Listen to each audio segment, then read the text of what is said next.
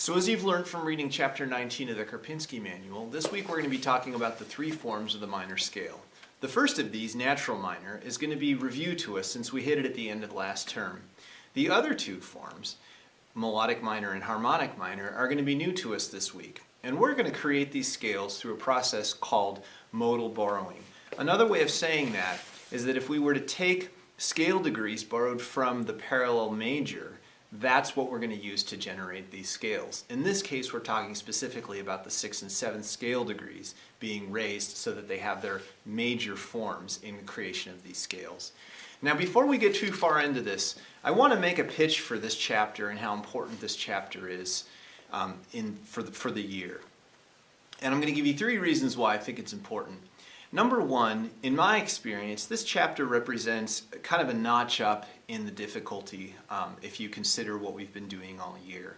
If you just take a look at the basic skill set we're asking you to do, we're asking you to sing all of the half steps between so and do in the minor mode, which in my opinion is much more challenging than the type of diatonic pitch collections we've been having you sing up until this point.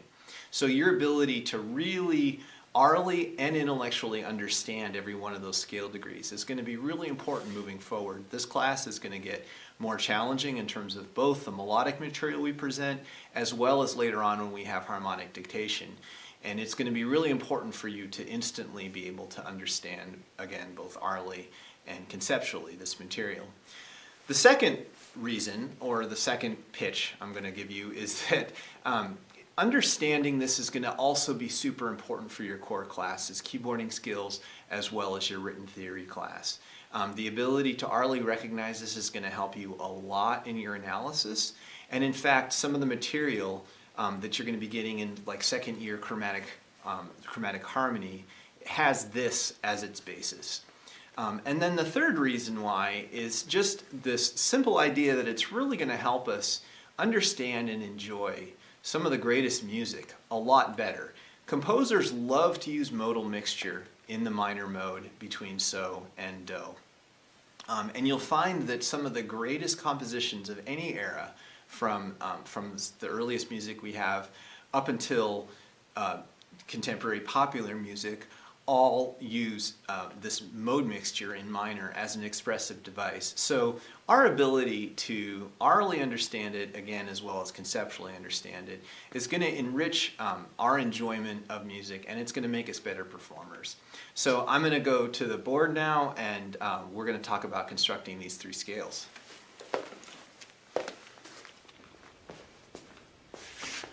Okay, we're going to begin our discussion of the 3 forms of the minor scale by talking about the importance of the leading tone in establishing a sense of tonic.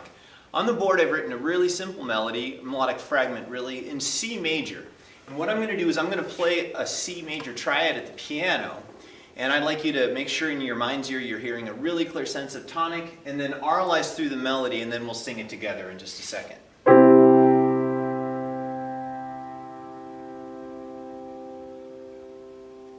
And I'll give you 1 measure count off.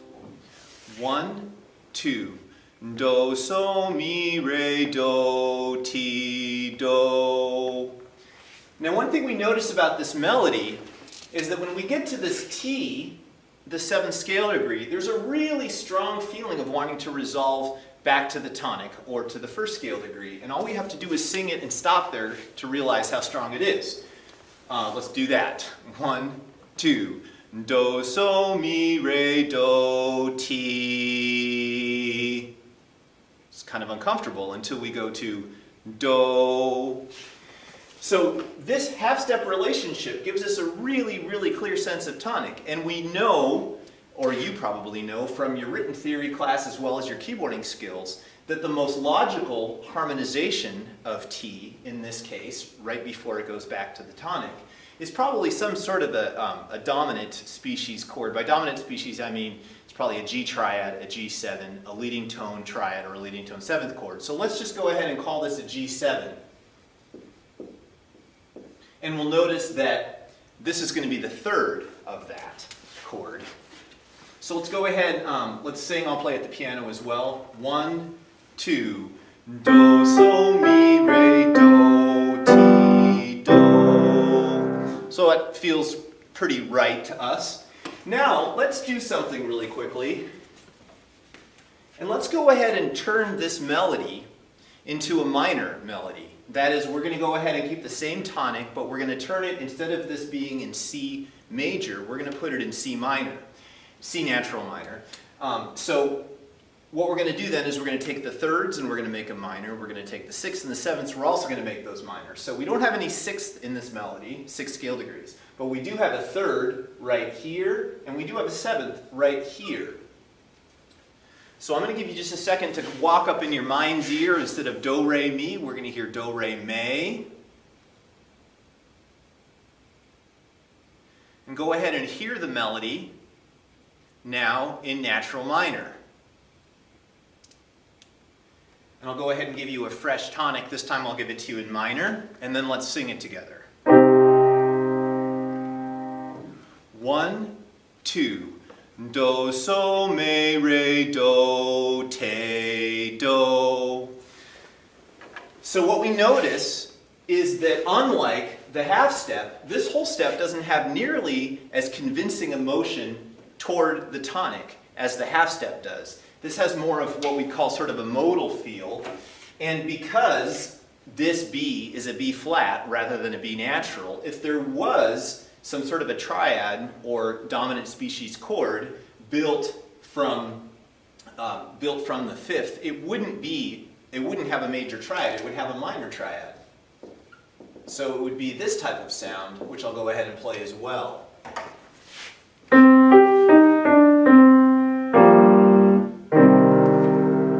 So again, it has this kind of an interesting flavor to it, but not one that we associate with tonal music.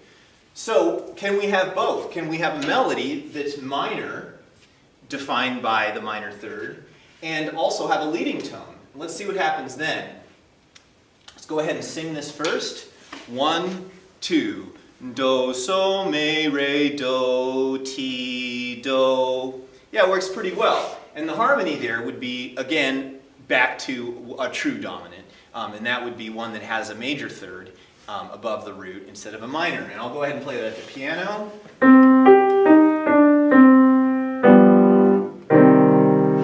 So that to us has a much more satisfying, if you will, feeling of resolving to the tonic.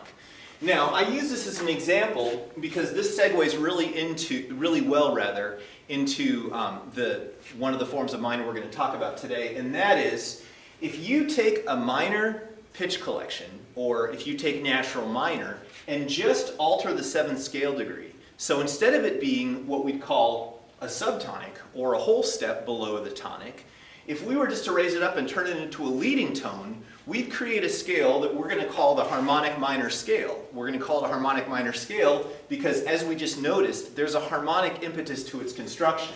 So let's go ahead and write our natural minor first and then alter it to become a harmonic minor.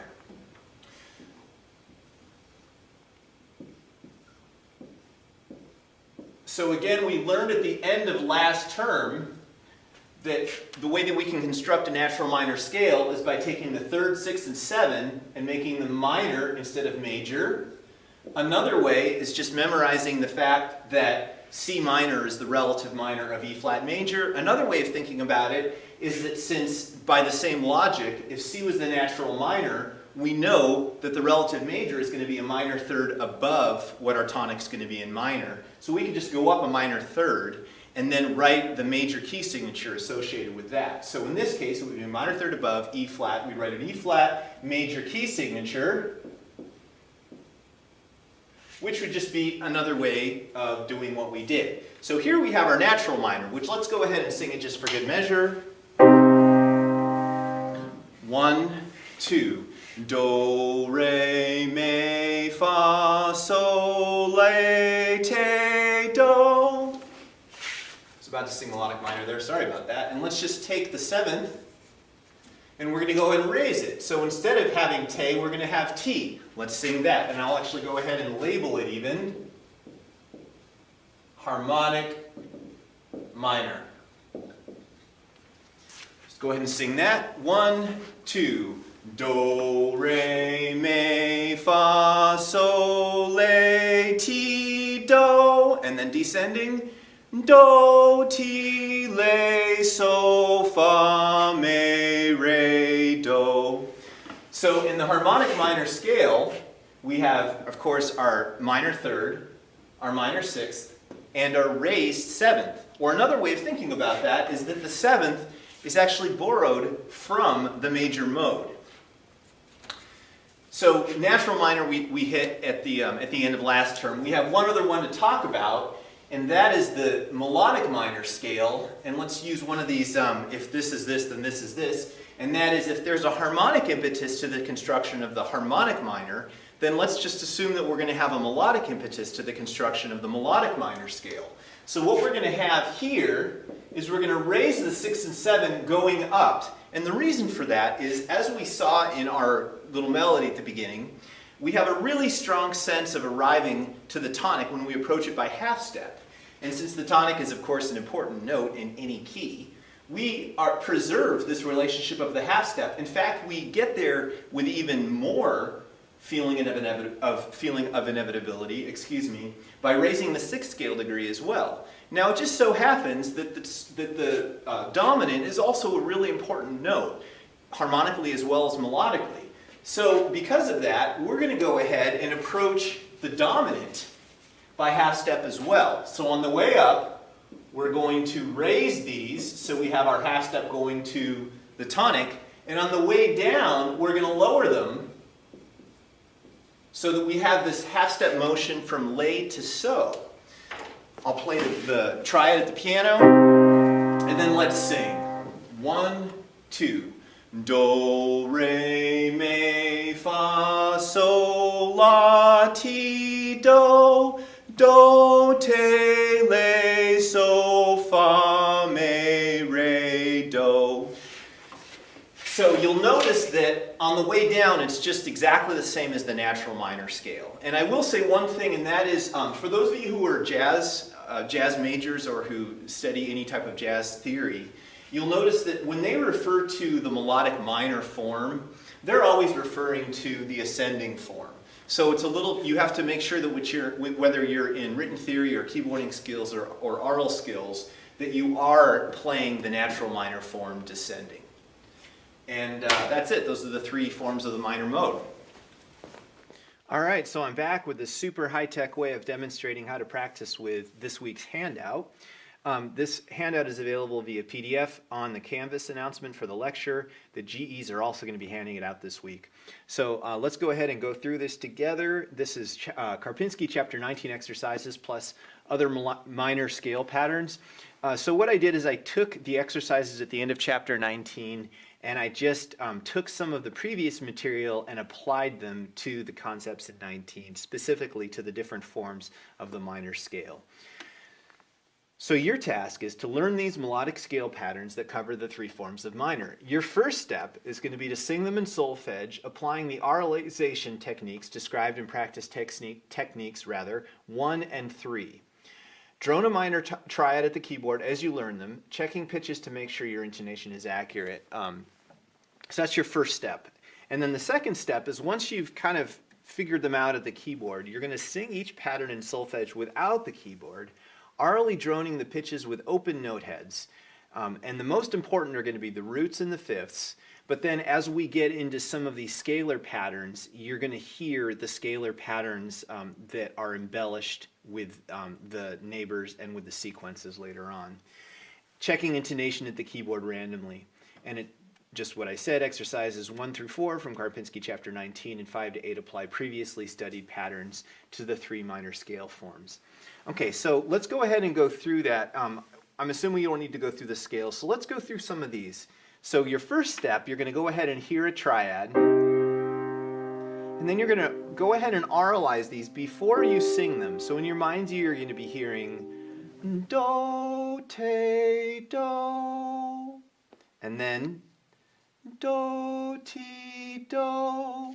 But again, and then when you get to the second step, since this has an open note head, you're going to be hearing that in your mind's ear as you sing through that. So your mind's ear is going to be what I'm playing at the piano, or the aural drone. Do, te, do. And then for the second one, do, ti, do.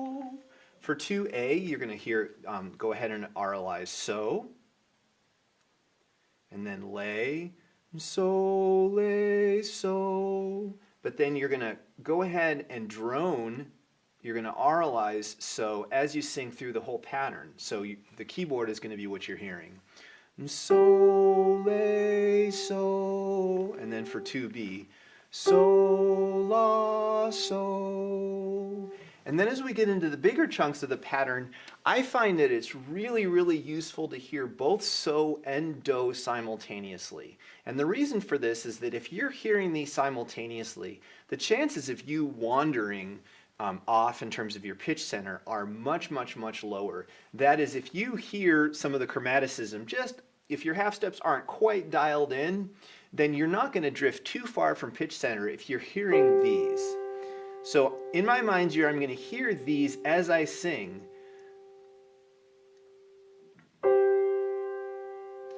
So, le, te, do, so.